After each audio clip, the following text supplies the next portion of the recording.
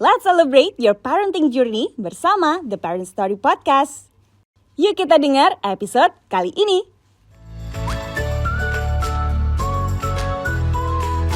Halo, selamat datang di The Parent Story Podcast, podcast persembahan Parent Story yang membahas segala hal mengenai parenting.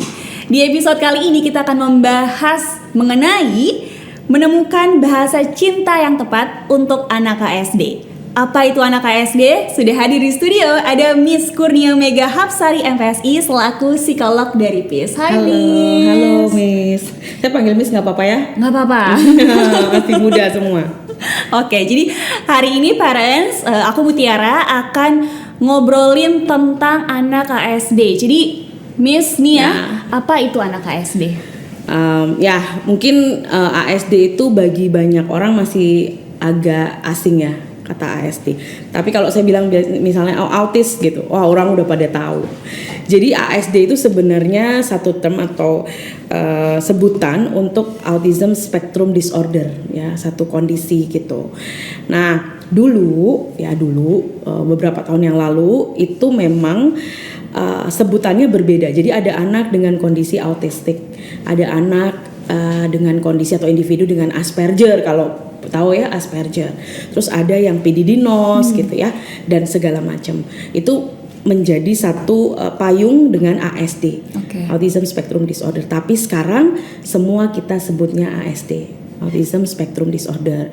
ASD ini adalah satu kondisi gangguan perkembangan pervasif. Jadi gangguan perkembangan menetap yang mana merupakan bagian dari neurodevelopmental disorder. Sedikit ya ngomong itu biar paham. Jadi memang ada gangguan atau hambatan dalam perkembangan sistem syaraf gitu. Nah, kenapa disebut ASD? Karena sekarang banyak kondisi-kondisi anak yang atau individu yang menunjukkan simptom atau gejala-gejala autistik, tetapi penegakan diagnosanya tidak spesifik autistik. Jadi kita sekarang sebutnya adalah Autism Spectrum Disorder yang mana mungkin ada individu-individu yang memiliki kondisi spektrum yang mild, ringan gitu. Terus ada juga yang moderate, yang sedang, ada yang severe, yang berat gitu. Jadi jangan dibilang kayak ASD itu autistik yang kita bayangkan. Anak autism yang kita tahu, anak autistik atau autism itu banyak beragam gitu kondisinya. Jadi kenapa disebut sebagai ASD instead of autis gitu misalnya ya, karena memang spektrumnya itu luas parents. Ya betul. Nah mungkin aku juga pengen tanya nih ke Miss Nia tentang PIS itu sendiri. Jadi apa, mungkin boleh dijelaskan tentang apa itu PIS? Ya, PIS itu berdiri di tahun 2013 ya. Berdiri karena dulu sebelumnya ada Yayasan Indonesia Peduli Anak Berkebutuhan Khusus yang mana memang fokus untuk membantu anak-anak dan orang tua yang memiliki orang tua yang memiliki anak berkebutuhan khusus. Kemudian kita banyak membantu. Nah, kemudian ternyata kebutuhan mereka tuh banyak juga membutuhkan intervensi. Gitu. Makanya kemudian yayasan ini membuat PIS. PIS itu kan center, gitu ya, center atau lembaga psikologi atau center yang untuk membantu anak-anak berkebutuhan khusus awalnya, gitu. Jadi layanan kami memang layanan untuk membantu di area psikologi. Kami juga melakukan psychoeducational assessment, jadi pemeriksaan untuk mengetahui profil belajar dan lain sebagainya pada anak, gitu ya. Ada belajar, minat bakat dan lain sebagainya. Karena dengan berjalannya waktu ternyata kebutuhannya nggak cuma spesifik pada anak berkebutuhan khusus.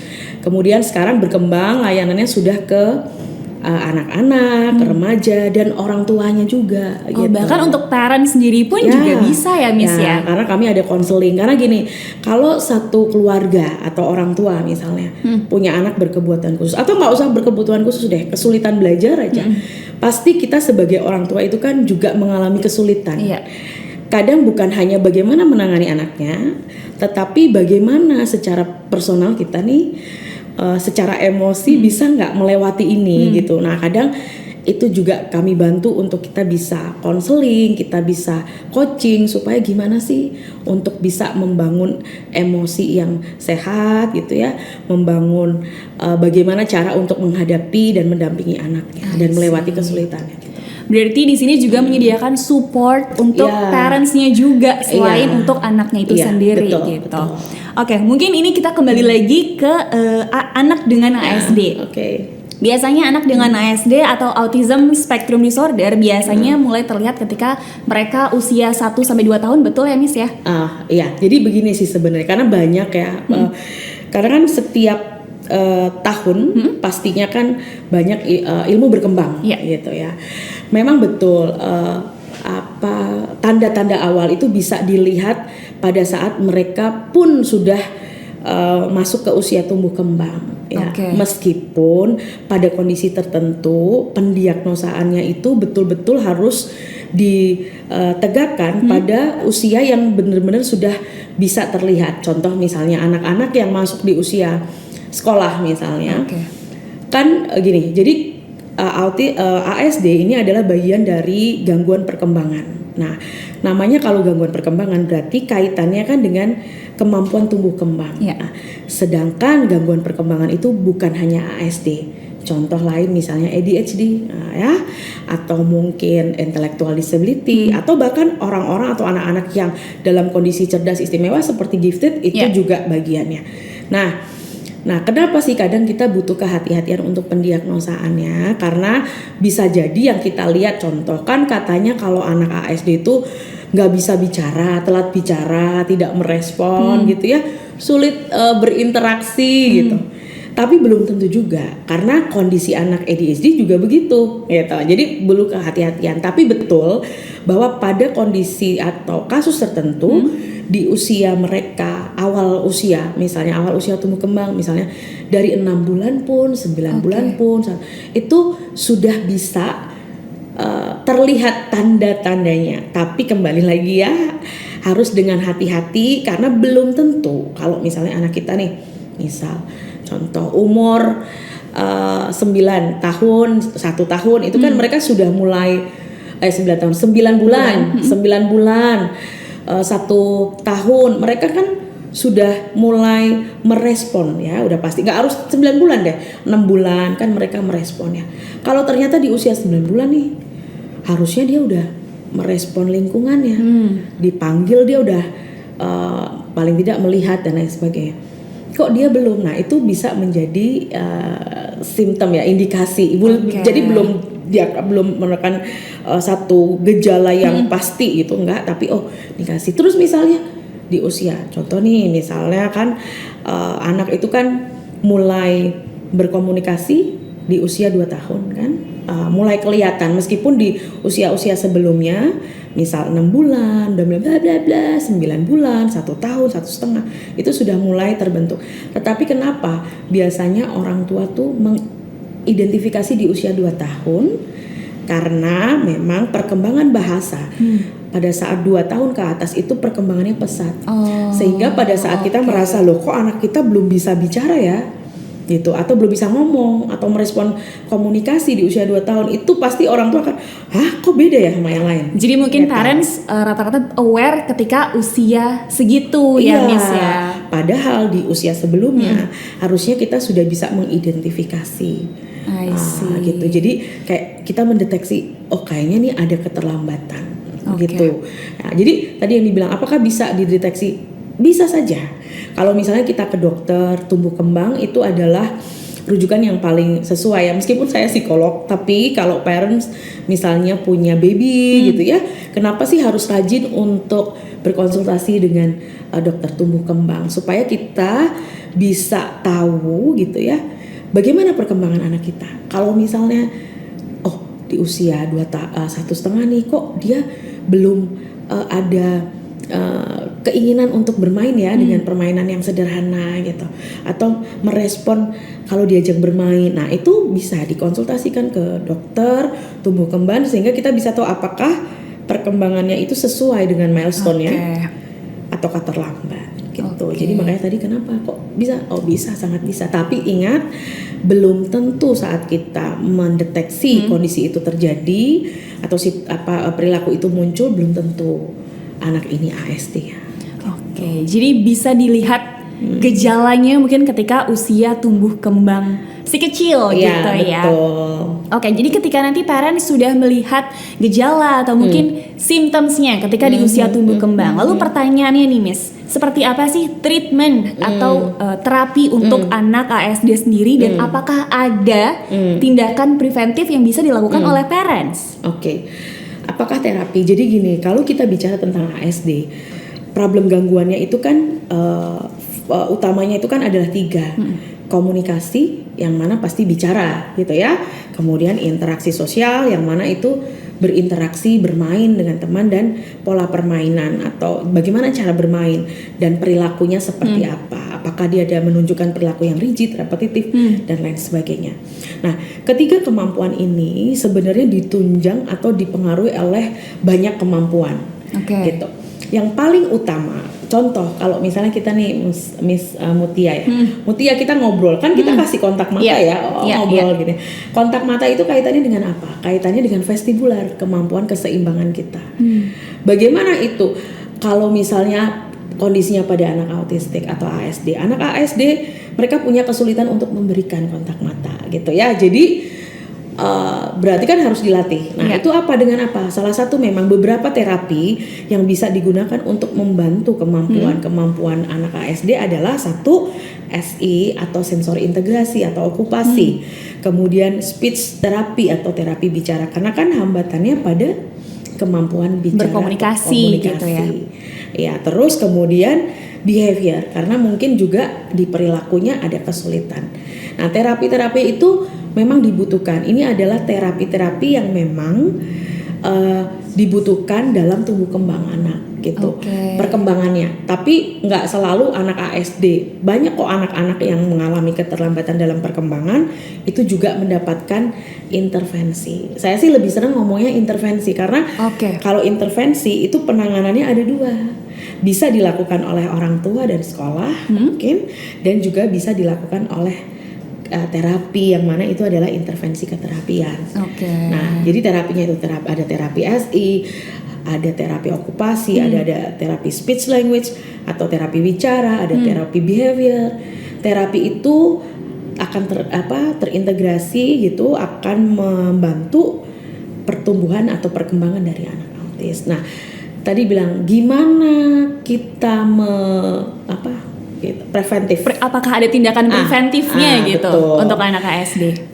Preventif untuk apa objektifnya? Kalau untuk mengubah dia jadi tidak ASD atau lahir tidak dalam kondisi ASD, itu tentunya sampai saat ini saya bilang tidak bisa karena memang ASD ini faktor yang mungkin betul pada saat ini itu belum ada kajian yang betul-betul tepat bahwa satu faktor menyebabkan anak jadi autistik gitu atau jadi ASD. Belum ada faktor utamanya gitu ya. Jadi adalah banyak faktor yang berinteraksi yang kemudian membuat anak berada dalam kondisi ASD gitu. Nah, jadi ASD ini kan memang bagian dari neurodevelopmental disorder dan gangguan perkembangan pervasif. Sehingga yang bisa kita lakukan preventifnya adalah anak ASD memiliki perkembangan yang lebih adaptif lingkungan. Caranya apa? Menstimulasi. Deteksi dini tadi sangat penting. Kalau kita sudah bisa mendeteksi dini dari usia 3 bulan, 6 bulan, 8 bulan, 9 bulan, 1 tahun kita deteksi apakah perkembangannya itu ada keterlambatan. Kemudian preventifnya apa? Setelah kita bisa mendeteksi, kita lakukan intervensi dini. Intervensi nggak selalu terapi, ya, nggak selalu diterapi sama terapis. Parents atau kita sebagai ibu dalam tumbuh kembang bisa melakukan intervensi dini, gitu. Menstimulasi. Contoh, ada banyak anak autis. Kebetulan dulu sebelum jadi psikolog, saya adalah seorang terapis dan guru anak berkebutuhan khusus dan membantu banyak anak ASD. Kebanyakan keberhasilan terapi itu bisa didapatkan kalau parents atau orang tuanya banyak terlibat.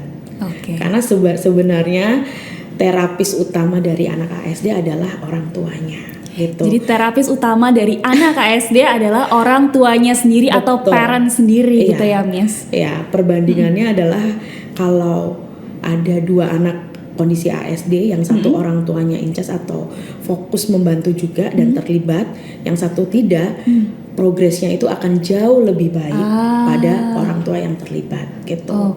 Jadi preventifnya ya kita melakukan stimulasi, kita mengajarkan apa yang mereka terlambat, fokus pada apa-apa yang mereka capai juga itu butuh, karena kita jangan selalu melihat bahwa anak ASD ini bergangguan, anak ASD itu berbeda. Bahkan kadang penerimaan kita sebagai orang tua itu jauh lebih punya efek yang besar kepada intervensi yang diberikan oleh terapis. Nah mungkin Miss, kalau misalnya ini kan tadi yang parents bisa lakukan sebagai tindakan preventif itu ada deteksi dini dan ada intervensi dengan berbagai cara gitu ya Miss-nya. Kemudian pertanyaannya, ketika nanti misalnya dia tumbuh menjadi remaja gitu misalnya, ada nggak kira-kira stimulus khusus atau mungkin bolehkah parents dikasih gambaran gitu, mungkin parents ada yang memiliki anak dengan ASD, nanti kira-kira kita ke remaja apa yang harus dilakukan? Saya membantu anak autis itu sudah sekitar mungkin 15 tahun lebih, sehingga anak yang saya bantu dulunya yang misalnya didiagnosa ASD atau autistik pada usia preschool, sekarang mereka udah kuliah gitu. Dan kadang orang tua, saya tahu gitu ya, saya sadari bahwa tidak mudah saat kita sebagai orang tua kemudian mendapatkan diagnosa bahwa anak kita ini ASD atau autistik. Tetapi sekali lagi yang saya temui dan saya bantu, banyak kok anak ASD yang sudah beranjak ke remaja dewasa, mereka punya kondisi yang tidak jauh beda dengan kita semua. Gitu. Jadi secara fungsi juga bisa berfungsi seperti kita sekali. Gitu. Bisa sekolah, bisa kuliah gitu ya. Bahkan di PACE juga banyak anak ASD yang juga magang kerja di kami gitu. Nah, terus gimana caranya gitu ya? Caranya adalah kita membantu mereka untuk memiliki perilaku adaptif supaya bisa menyesuaikan diri dengan lingkungannya. Berkomunikasi dengan baik ya, berinteraksi gitu, dan tahu behavior atau perilaku mana yang apa yang tepat gitu. Ya, yang sesuai gitu, apa yang diharapkan oleh lingkungan. Nah, itu kan harus diajarkan ya. Kesulitannya memang kalau dalam usia tumbuh kembang pasti berkaitan dengan kemampuan perkembangannya. Kalau sudah masuk ke usia sekolah, karena tugasnya adalah tugas belajar, kesulitan anak ASD adalah pada adaptasi belajar. Nah, kalau masuk ke remaja, semua remaja entah itu ASD atau tidak, adalah tugasnya adalah berinteraksi dengan teman sebaya, mencari identitas, konformitas gitu ya. Kemudian juga bagaimana mereka bisa menyesuaikan diri dengan peers atau teman sebaya. Itu yang diajarkan. Nah, kebetulan apakah bisa tidak sih anak autistik itu juga melakukan itu? Bisa gitu. Ya Miss ya. Dilatih ya. Dan kami di PIS juga ada yang disebut social club. Kami punya kegiatan namanya social club.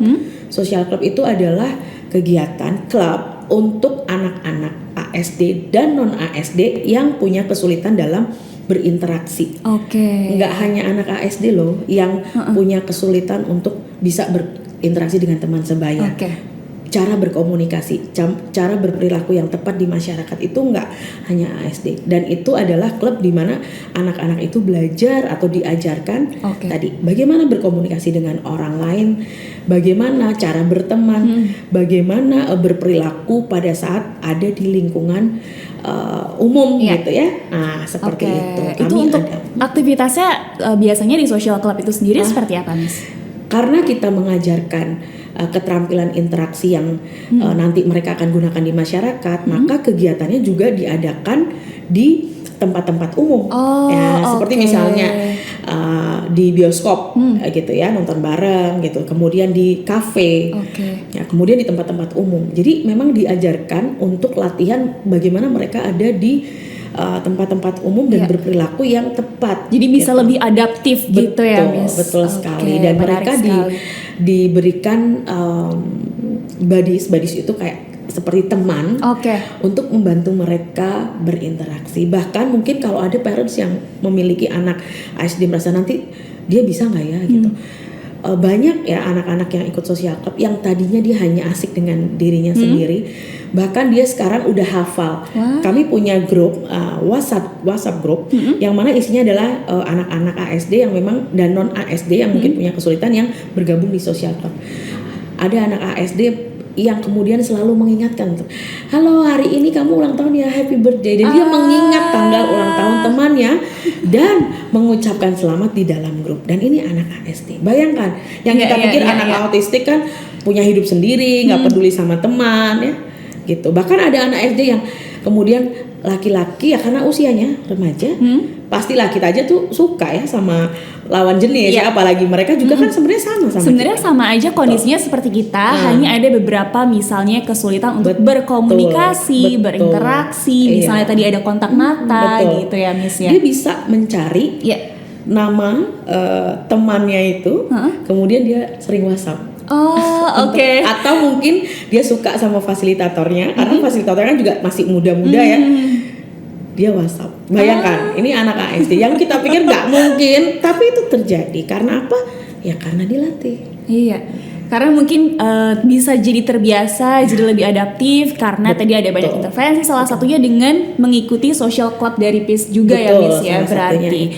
Oke. Nah kemudian dengan anak ASD ini sendiri berarti yang menjadi penting adalah juga support dari orang-orang terdekatnya, terutama dari parentsnya sendiri, karena terapis utamanya adalah parents ya Miss ya. Betul sekali. Kemudian juga support dari sekolah, dari teman-teman, dari keluarga memberikan bahasa cinta untuk anak ASD sendiri ini.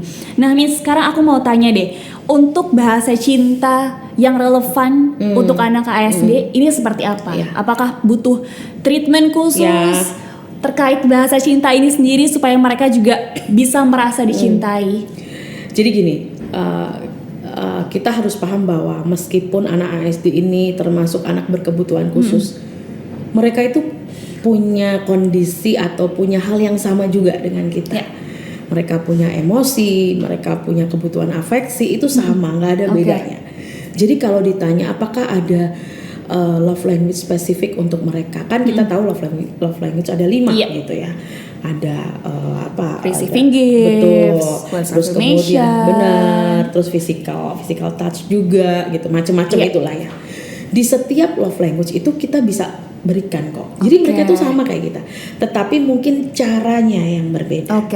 Mungkin gini, jadi jangan pikir kayak misal gini, anak autistik atau ASD kan dibilang mereka asik dengan dirinya sendiri gitu ya, tidak peduli dengan orang di sekitarnya, tidak peka.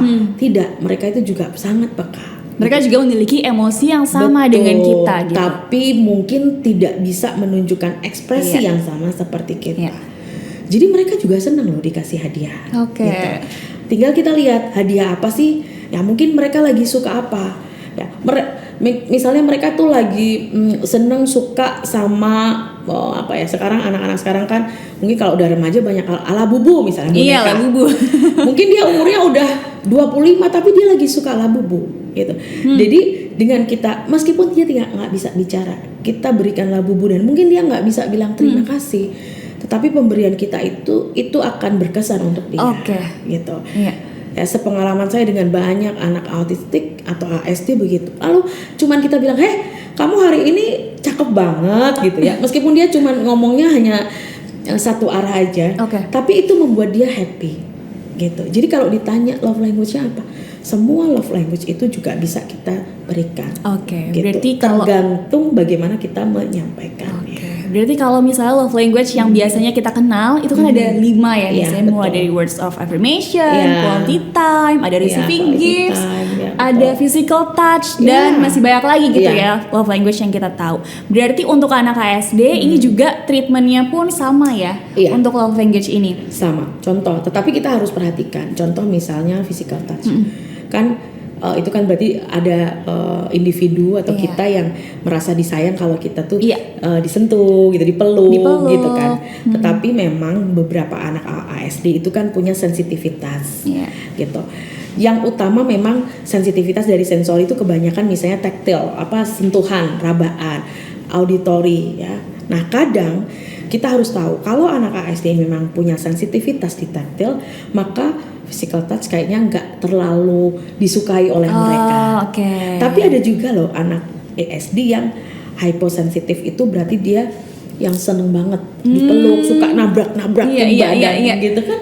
Nah, suka dimasas banget, makanya kayak kita malam nih parents, misalnya kita mama nih, kita memang anaknya didiagnosa ASD, kemudian saat malam hari it's okay untuk kita misalnya masas. Biasanya sih diajarkan orang tua tuh kayak masas pijetin anaknya, karena itu membantu taktilnya anak itu.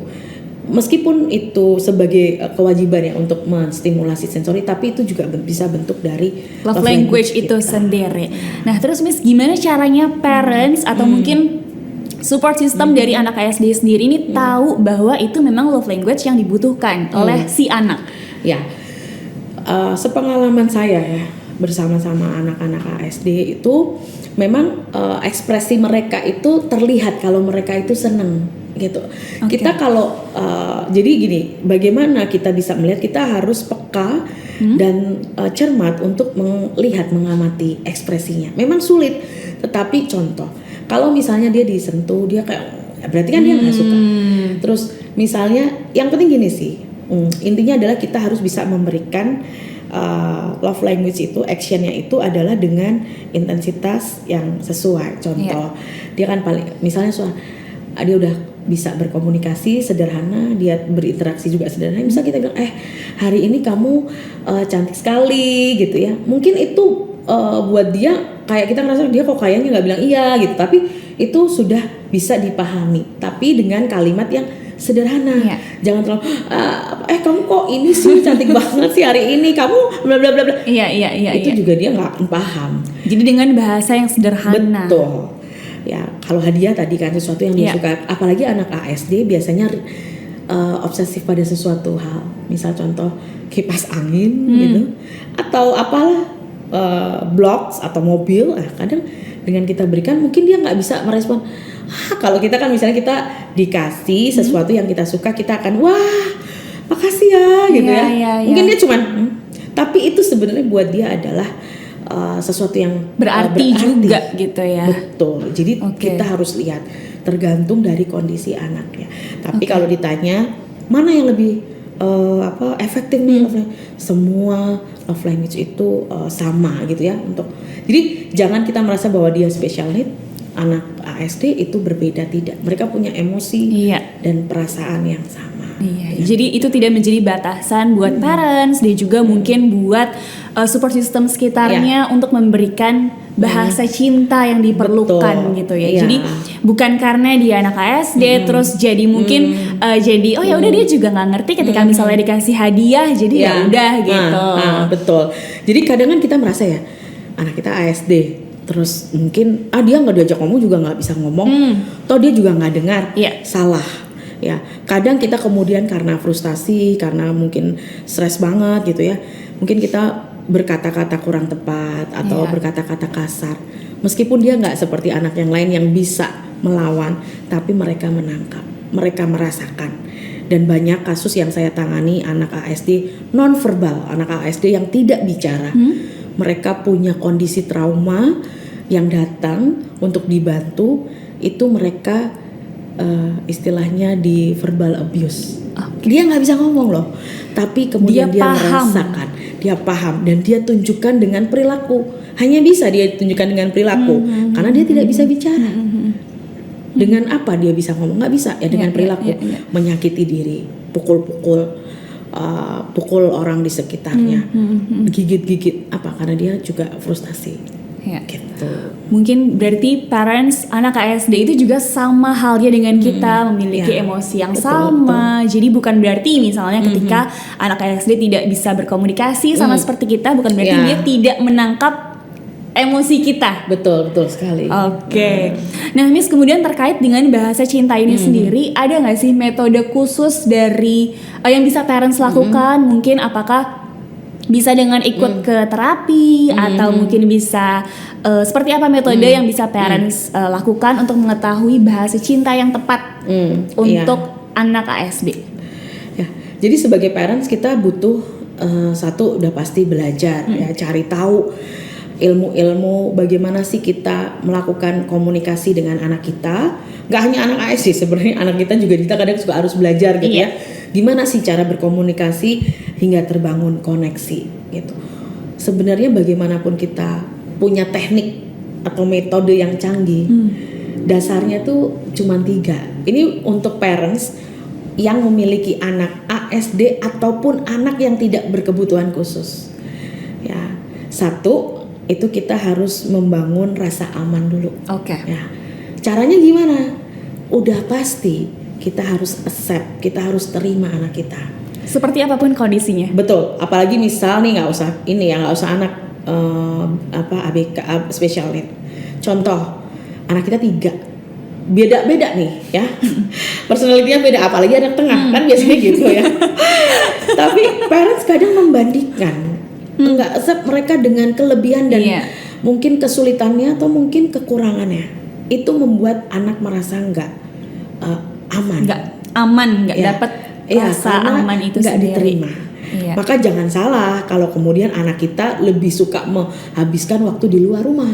Berarti mungkin kita nggak memberikan rasa aman. Jadi itu yang utama. Apalagi anak yang berkebutuhan khusus. Kita merasa nanti kalau saya nggak ada gimana ya? Kalau misalnya anak ini nanti nggak punya saudara, dia akan sama siapa? Tapi percayalah bahwa saat kita memberi penerimaan, rasa aman, itu akan sangat membantu progres perkembangannya dia. Terus kemudian yang kedua, setelah aman, anak itu akan trust, percaya. Itu yang dilakukan terapis juga. Kadang suka bilang kan, kok misalnya anak saya ASD sama si Miss ini dia lebih nurut ya dibanding sama yang ini gitu. Ini dia kayaknya nurut banget. Itu kenapa?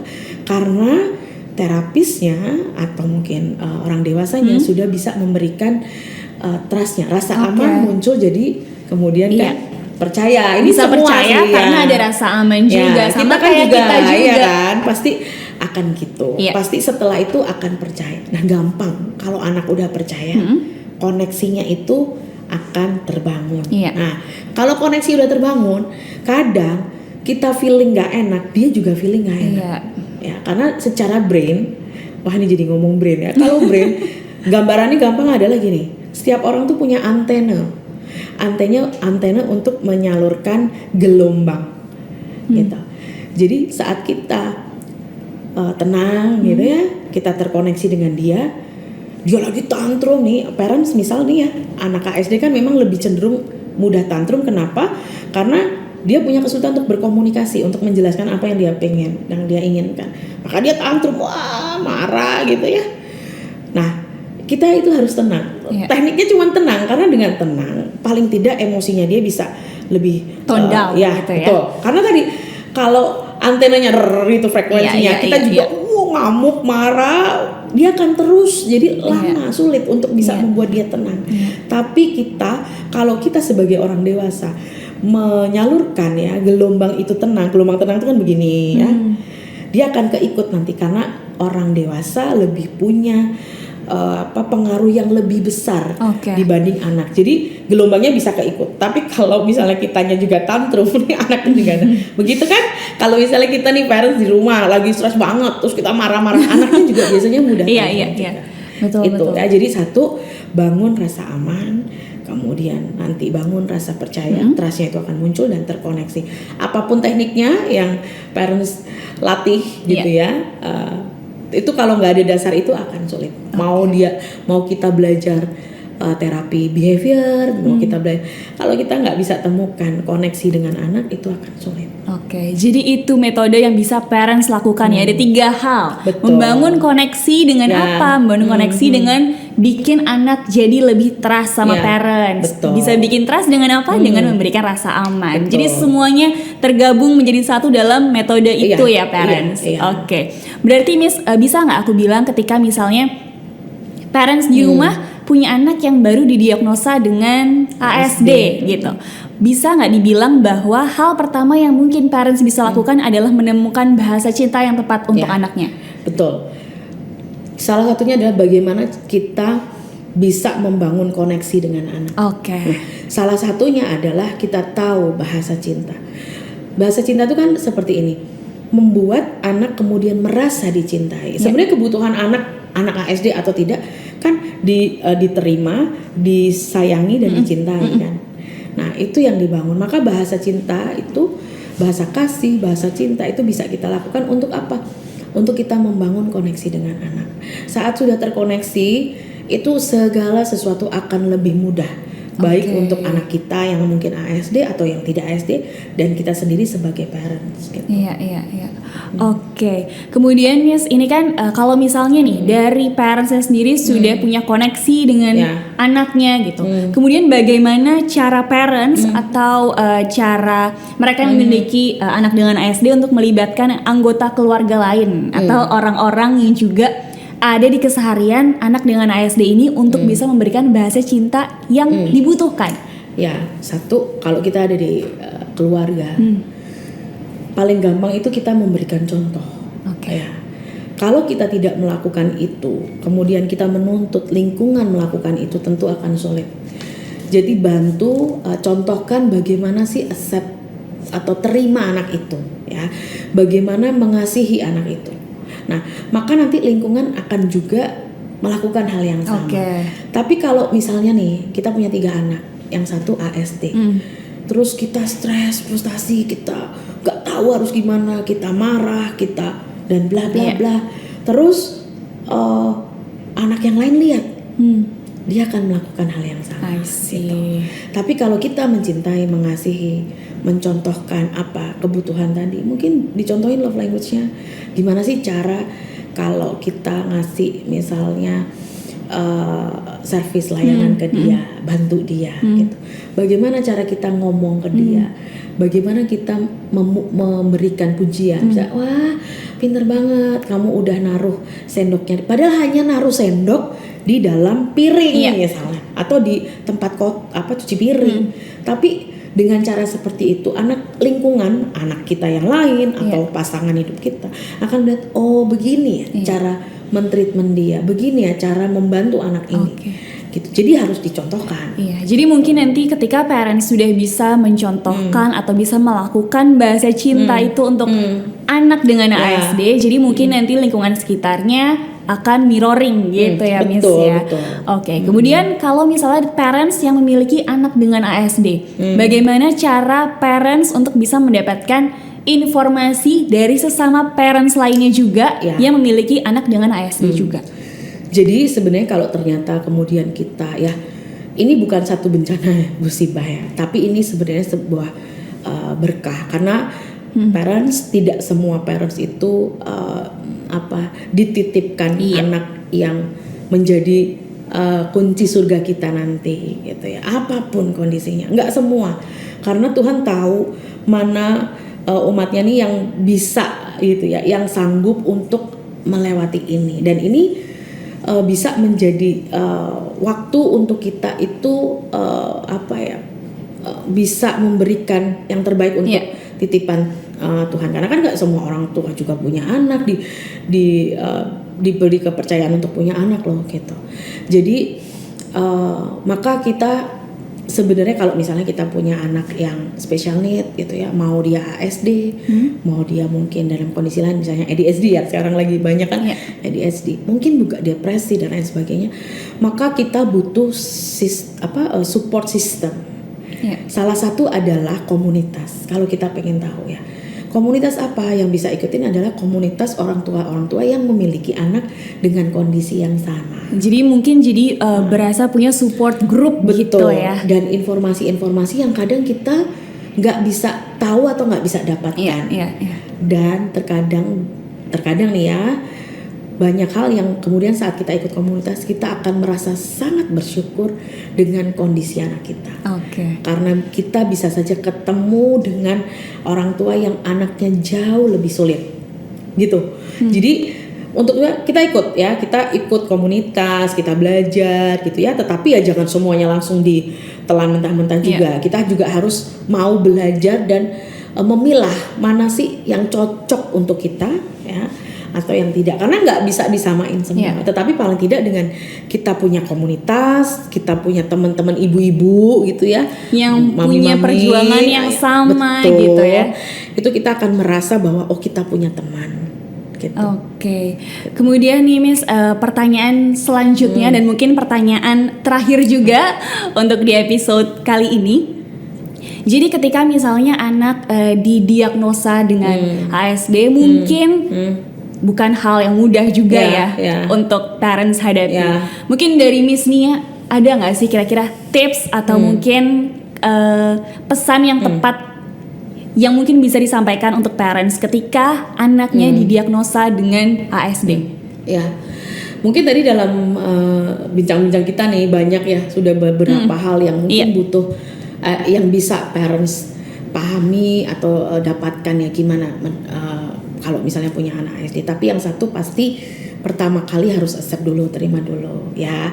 Satu tadi saya betul acceptance. Saya sampaikan bahwa nggak semua orang tua itu diberi kepercayaan untuk punya anak special need gitu, anak-anak yang istimewa. Ini anak istimewa. Kemudian ya anggap saja gitu ya, kita tuh punya anak yang punya personality yang sedikit berbeda. Jadi jangan terus kadang-kadang ini, oh anak ASD, aduh gimana ya nanti ya. Karena kita punya persepsi bahwa anak autistik atau anak ASD ini, wah udahlah masa depannya nggak ada, bukan ya. Banyak kok anak ASD yang tumbuh menjadi remaja, menjadi dewasa yang nggak jauh beda dari kita. Ya. Jadi anggap ini bukan sebuah penyakit. Kadang kita suka mencari kemana-mana untuk membuat anak kita sembuh dari ASD. Iya, padahal itu juga bukan penyakit. Betul. Gitu. Ini adalah, anggap saja ini adalah satu kondisi karakter anak, personality yang mungkin sedikit berbeda, tetapi juga memiliki kesulitan ya. Dan ingat masih ada kok. Tadi kan ditanya preventif. Jadi tujuan kita adalah bukan membuat dia sama seperti yang lain, tetapi membuat dia punya kemampuan atau perilaku yang adaptif, yang tadi selalu saya sebut. Jadi bagaimana dia bisa menyesuaikan diri ke lingkungan. Ya, caranya dengan apa? Ayo berikan intervensi, jangan menunda intervensi. Intervensi bisa dilakukan dari kita sebagai parents atau sebagai guru. Mungkin ini ada yang nonton guru gitu ya, jadi guru, atau juga memang harus mengikuti intervensi keterapian seperti terapi-terapi, itu harus dilakukan. Ya, terus tadi juga ya punya teman ya, untuk punya support group itu sendiri betul, ya Miss ya. Support group, punya teman untuk bisa berbagi, untuk belajar gitu ya. Bahkan terkadang yang saya temui banyak orang tua yang punya anak ASD, mereka akhirnya karena belajar gitu ya dan lain sebagainya, mereka malah menjadi pionir gitu untuk teman-teman yang lain. Bahkan malah kadang suka mereka yang menjadi orang-orang yang menginspirasi banyak orang tua yang memiliki anak berkebutuhan khusus ya. Jadi terus belajar, karena bukan hanya anak ASD, sebenarnya kita sebagai orang tua itu kita harus terus belajar gitu ya. Nggak ada sekolah untuk parents. Kita belajarnya dari mana? Ya dari kehidupan real kita, dari orang tua lain, dari ahli ya. Jangan takut, jangan malu untuk datang ke ahli. Apakah itu dokter, apakah itu psikolog gitu ya. Belum tentu kayak oh anak saya aneh gitu, enggak ya. Karena kita kalau lihat sekarang problemnya juga banyak kan, anak-anak remaja, anak-anak atau orang dewasa juga banyak. Jadi itu sih, jadi penerimaan, mereka juga punya emosi yang sama dengan kita. Sebenarnya tekniknya, caranya tuh sama dengan bagaimana kita memperlakukan anak kita yang ASD dengan anak yang lain. Cuman terkadang memang kita harus belajar teknik bagaimana berkomunikasi, teknik bagaimana kita bisa mendapatkan kontak mata saat berbicara dengan dia gitu. Teknik bagaimana, seperti apa sih modifikasi yang kita bisa lakukan untuk mengubah perilakunya, itu kan dengan belajar. Tapi fondasinya itu ya sama seperti kita sebagai orang tua dengan anak-anak yang lain. Oke, sekali lagi anak ASD sama dengan kita secara emosional juga mereka mengalami emosi-emosi yang mirip. Betul. dengan kita. Betul, Hanya betul, mungkin cara berkomunikasinya yang berbeda dan itu yang parents harus latih atau harus cari tahu bagaimana cara Ya. berkomunikasi yang tepat dengan memberikan bahasa cinta yang tepat untuk Iya, anak ASD. betul. Oke, thank you so much Miss Nia sudah bergabung dan ngobrol bareng di The Parent Story Podcast. Semoga Ya. episode ini bisa menjadi insights dan juga bisa menyebarkan awareness tentang anak ASD itu sendiri. Thank you so much Miss Nia. Iya, sama-sama. Thank you juga parents. See you on the next episode. Bye.